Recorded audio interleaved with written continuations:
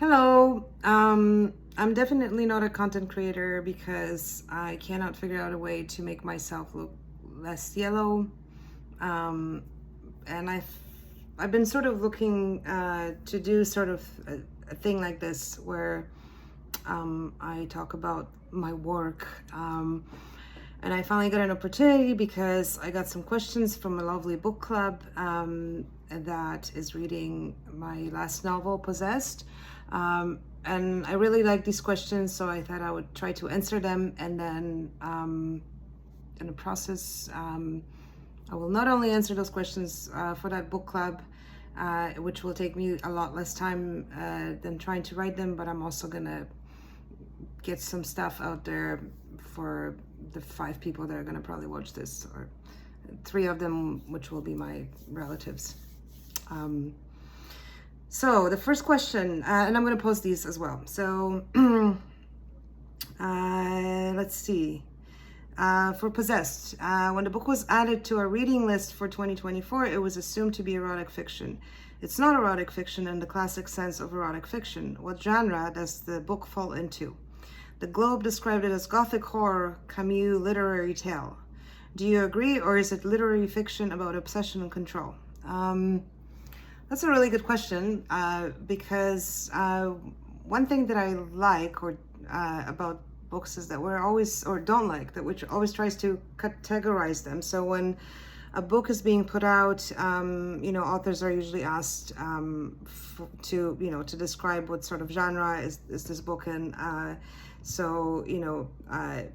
I think at that time the publishers came up with erotic fiction, mostly because the book has a lot of sex in it. To me, it's not that much sex, or particularly more than there should be. And I said this in interviews before. I write about sex the way people write about food, as in it's part of life. I think it should be included in stories. It's not a big deal, but I understand why people make a big deal out of it. If 5 sex scenes makes a book erotic fiction, then so be it. And in terms of Possessed, I would classify it as a literary fiction with some elements of horror, but also some satire. And then the erotic element is the sex scenes. And I guess, and I have been accused, or it's been said that my sex scenes tend to be explicit. I don't think they're that particularly explicit, at least not in Possessed, or maybe they are, I don't know. Is it a literary fiction about obsession and control? It's definitely about obsession. I mean, that was the inspiration behind Possessed. I've always been fascinated with the sort of a fuckboy character, this bad boy character that shows up in a woman's life, man's life, doesn't matter, that shows up and that sort of turns it upside down. And in the original draft of Possessed, he was so unlikable that one of my readers, brilliant writer Barbara Gowdy, said there's absolutely nothing likable about this guy. He's just absolutely awful. And I wanted to create this character that was not awful. I mean, like, what's awful about him is he's not a very curious man. He's not particularly kind.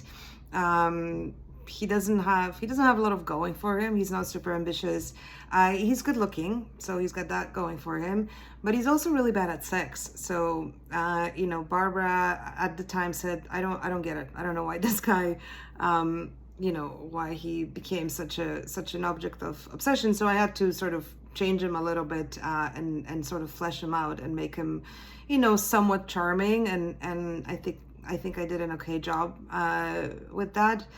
And the obsessive part, Josephine, who's the narrator of the book, becomes obsessed with him in a very similar way that I would describe something like addiction, in that, something about this person gives her a sort of a high, like whether it's, whether her dopamine gets activated or it's something else. Maybe it's his attention or it's this idea of being desired, but something about him makes her, really get hooked on him in that very sort of addictive way. So the moment that he starts to disappear or, ghost her, she, sort of doubles down because he's no longer attainable or,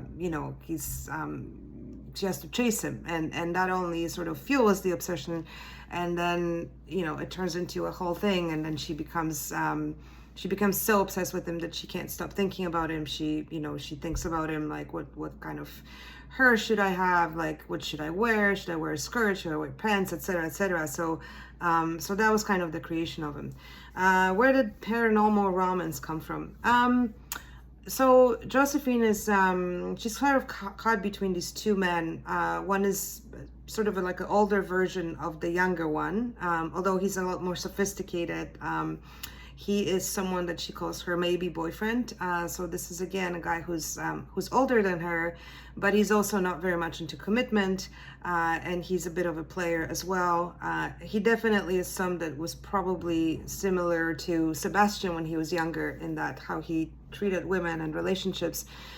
So she's got that one guy on one hand, and then there's Sebastien, who's the sort of fuckboy character. And then I thought I really wanted to sort of balance that out with this like sort of idealized, more romantic character.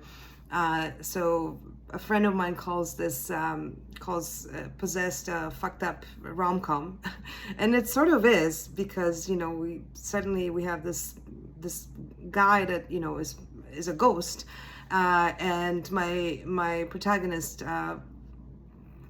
Well, I don't want to give it away. I mean, but she definitely meets him, and he gives her something that the other two couldn't give her. And what that is, you're going to have to read to find out.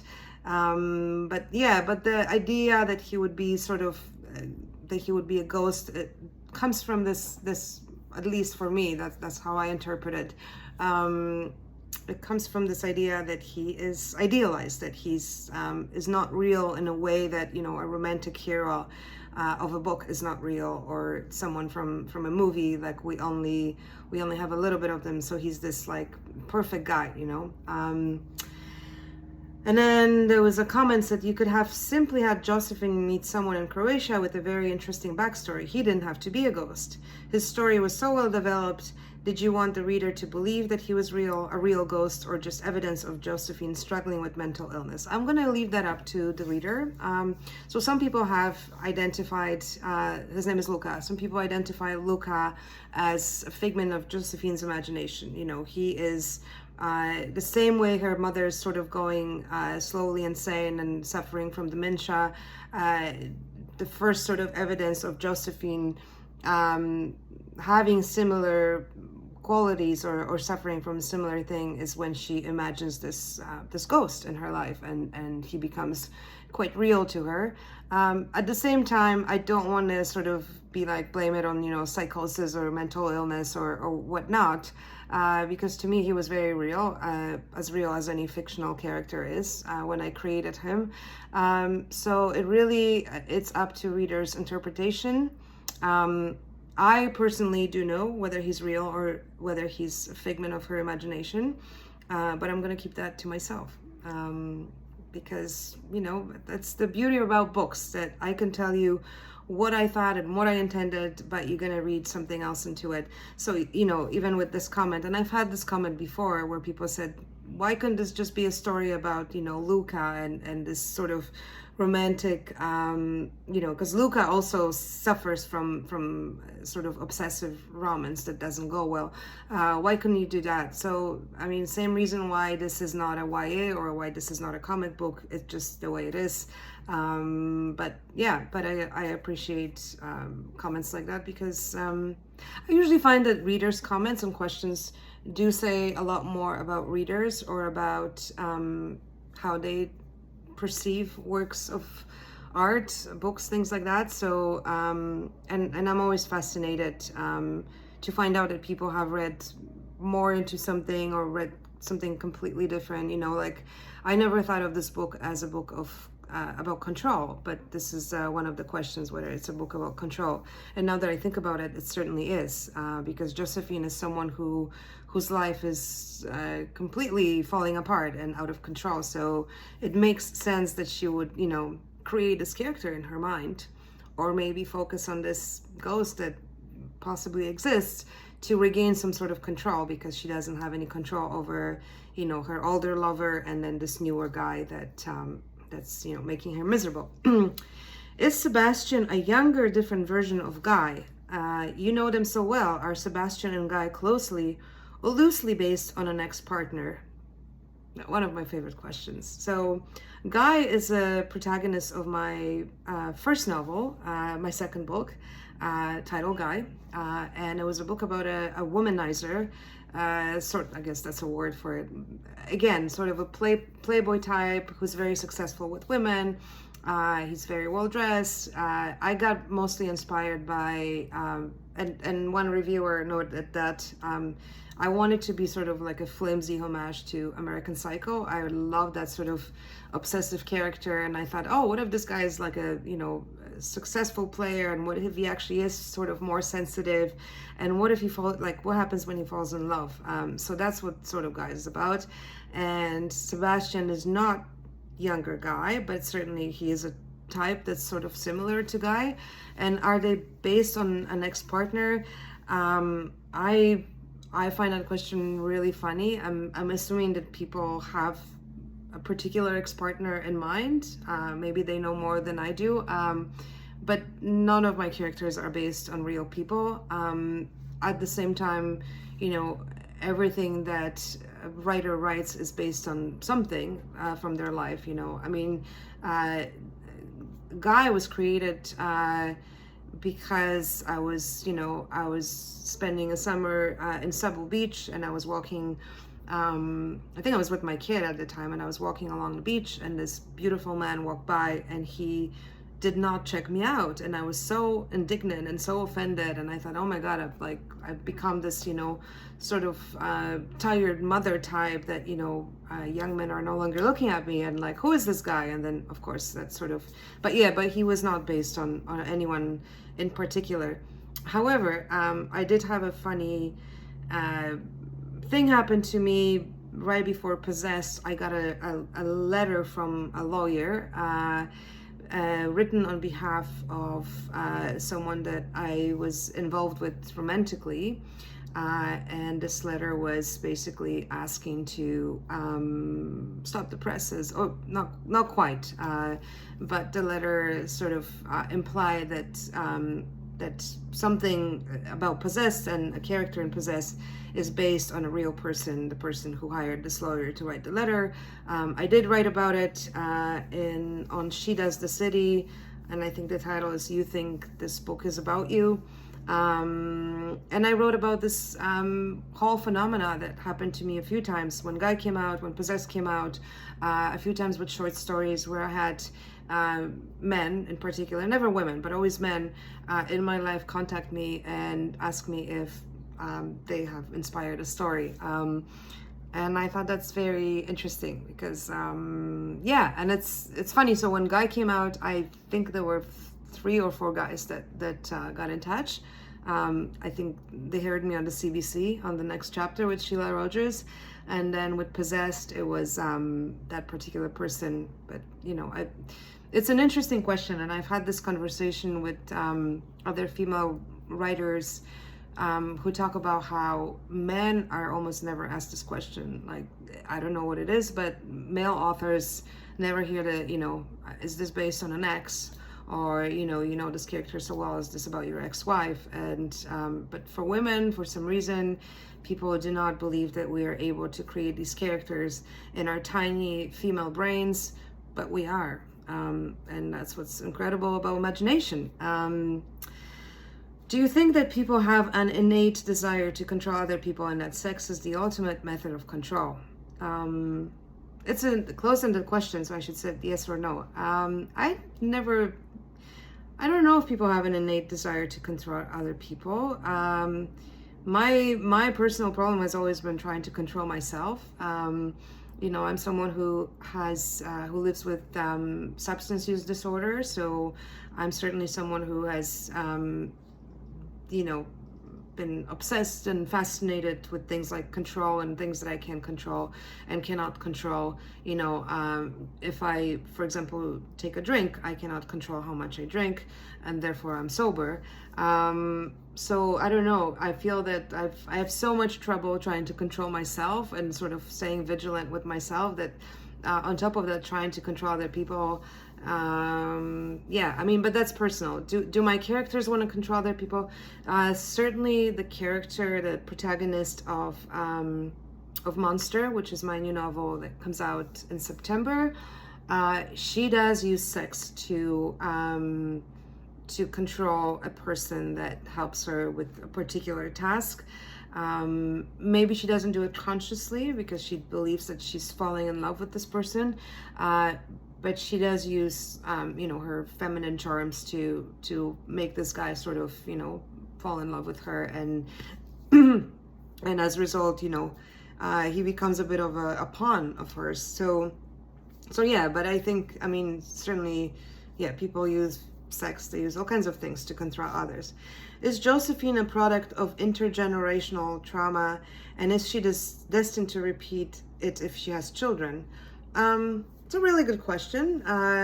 Certainly there's, I do talk about in a book about, Josephine's mother has had a difficult childhood. There's a family story that connects to all the other stories, because all the stories in Possessed are about sort of limerence or unfulfilled love, or love that ends sort of tragically. So there's Josephine, there's Josephine's mother, who tells a story of Janko, this character from her past, who actually is a character that her own mother was in love with. So I know it sounds confusing, but it's not. It's all related. So there's a lot of stories in the book about sort of women, mostly women, falling for these men who disappear, whether because they want to disappear or something bad happens to them. And then one man who is Luca, the ghost, who has a similar thing happen to him.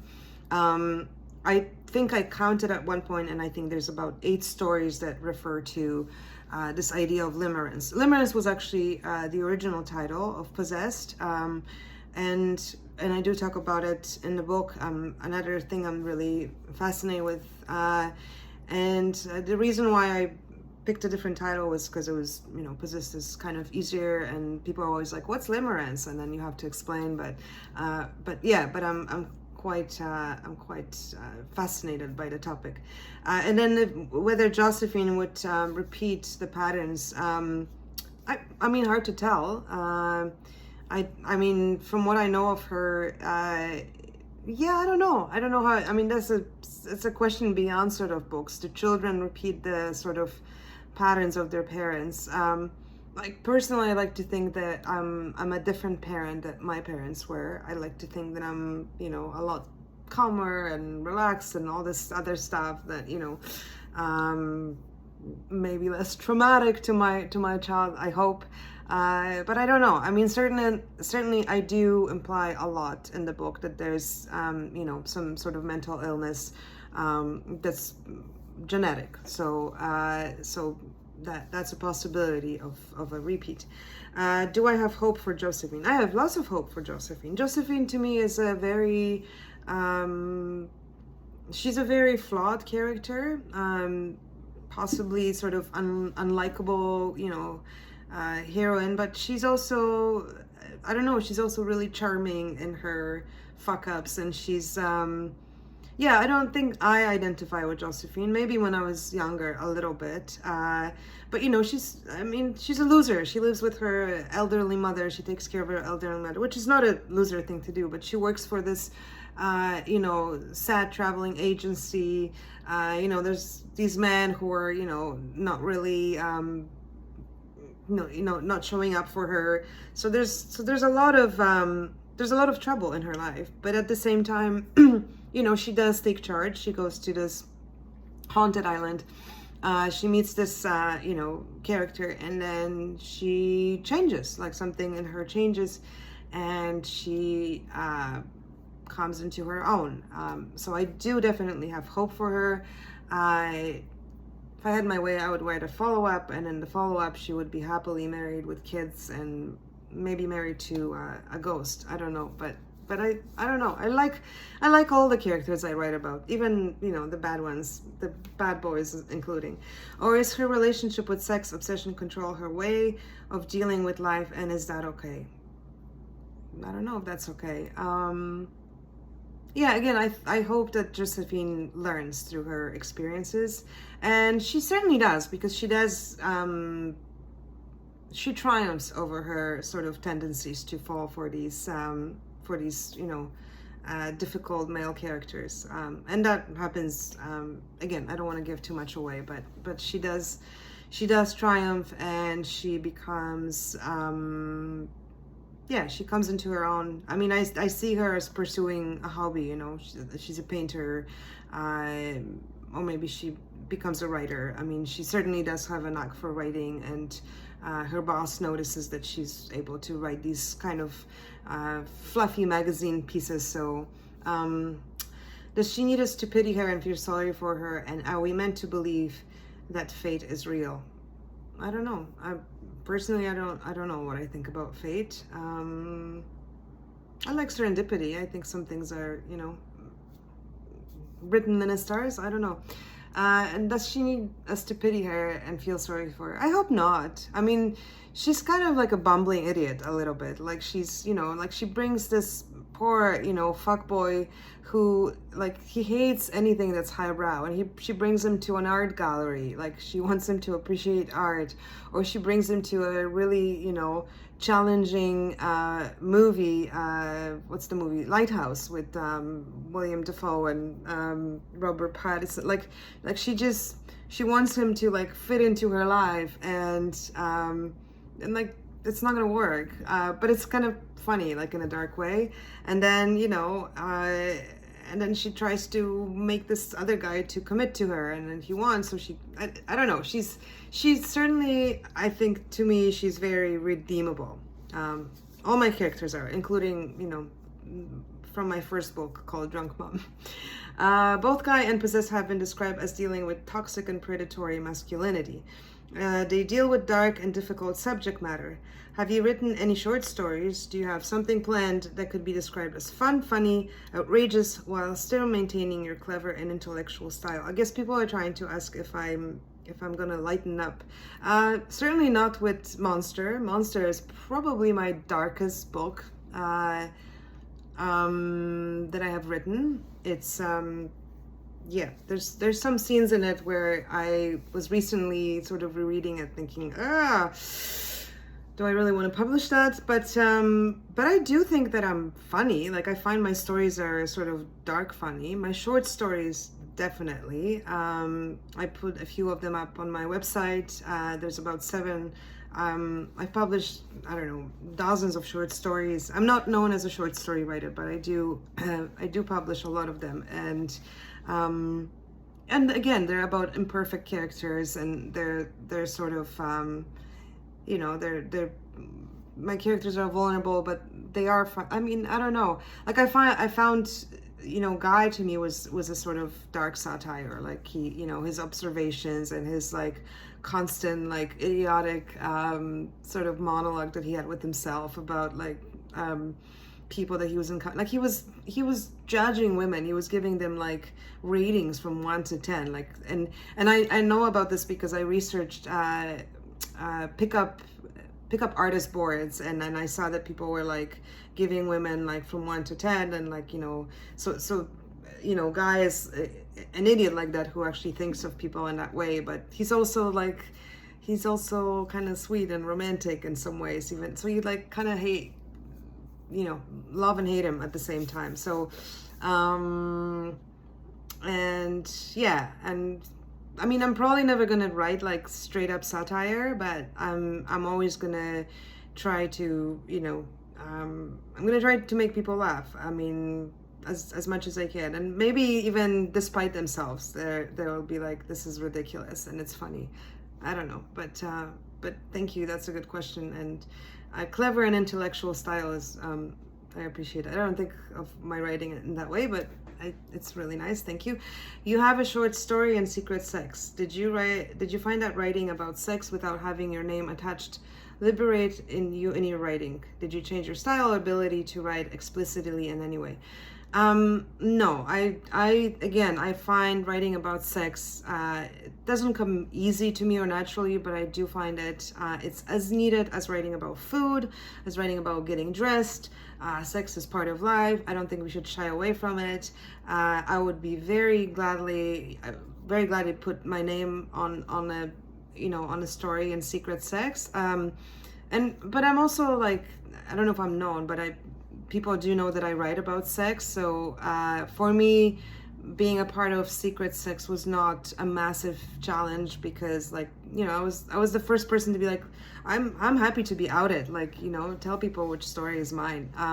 But there were other writers who are not known for that, and certainly, there are authors who write different things, and maybe for them there was some freedom in being able to write under a pseudonym.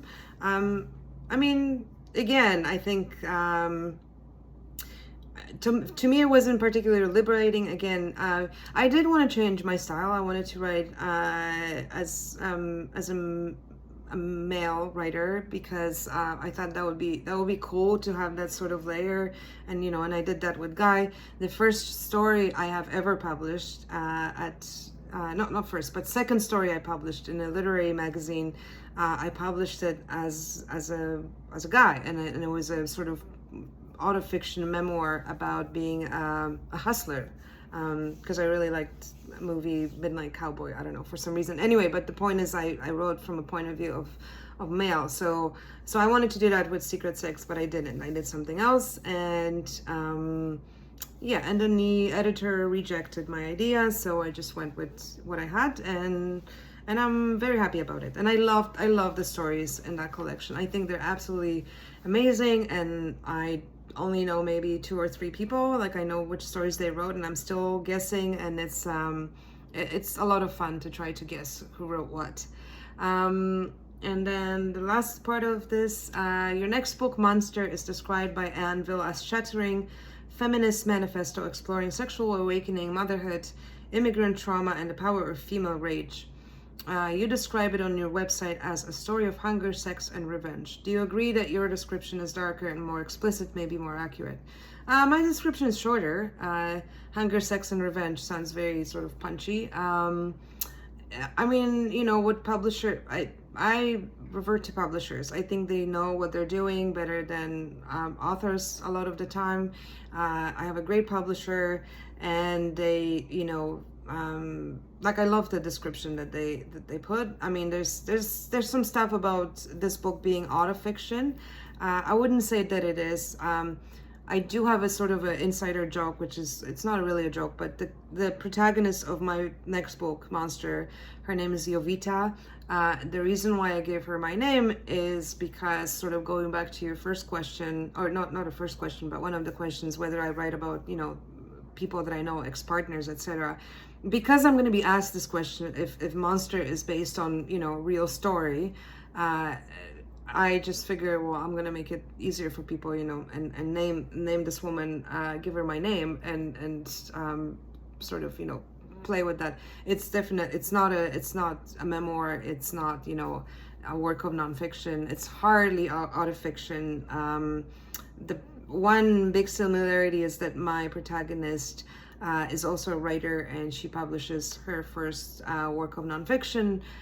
So some of her experiences, some of the feelings that she has around being sort of outing herself as a someone who struggled with, in her case, it's an eating disorder, and being able to overcome disorder. For me, it was addiction and drinking. Those feelings are very real. I certainly lent her my sort of feelings about that. Other stuff, not so much. So, but I'm hoping it will resonate with people. And again, it is probably my most it's not courageous to write, but it's probably my most risky work to date. Last question, because this is from a book club that's reading Possessed. What should people take away from Possessed? And it's Luca who stays with me. I want people to take away whatever they want to take away, and I know that's a sort of shitty answer to give, but I loved being able to cross genre, not cross genres, but like, you know, there's horror, fucked up rom-com, erotic fiction. I want people to be sort of inspired to see that I do consider writing a form of art. So I want people to see that you can do a lot of things with art. You don't have to be limited to, you know, to one particular genre or sort of, particular characters. Like even unlikable characters can be likable, they can be funny, they can be sad. So I'm hoping that that's what people are gonna sort of take away from it, that, you know, again, that art can be all kinds of things, and that you know, if you're the sort of reader who gets inspired by books to maybe write your own stuff, I mean, I always tell my students, you know, there are so many rules, but there are also no rules. So break all the rules, break as many rules as you can, and be as authentic as you can to yourself. So I find Possessed to be, you know, authentic to me and to my writing. And yeah, and Luca is probably one of my favorite characters, and I feel very almost maternal towards him, because he's very sort of he's not delicate, but he's of a different time, you know. He's kind of innocent, and he's pure, and he's inspired, and he's an amazing lover. There's a really hot sex scene in Possessed. Anyway, these are all the questions, and I'm gonna post this now. Thank you for asking them, and thank you for reading, and I do hope that you will pick up my next book, Monster, and I'm already writing a new one. So yeah, so there's more books coming, and also please do check out my short stories. I'm working on a collection of short stories as well, and the title is Fairy Tales for Adults, but that's in a far future. So thank you.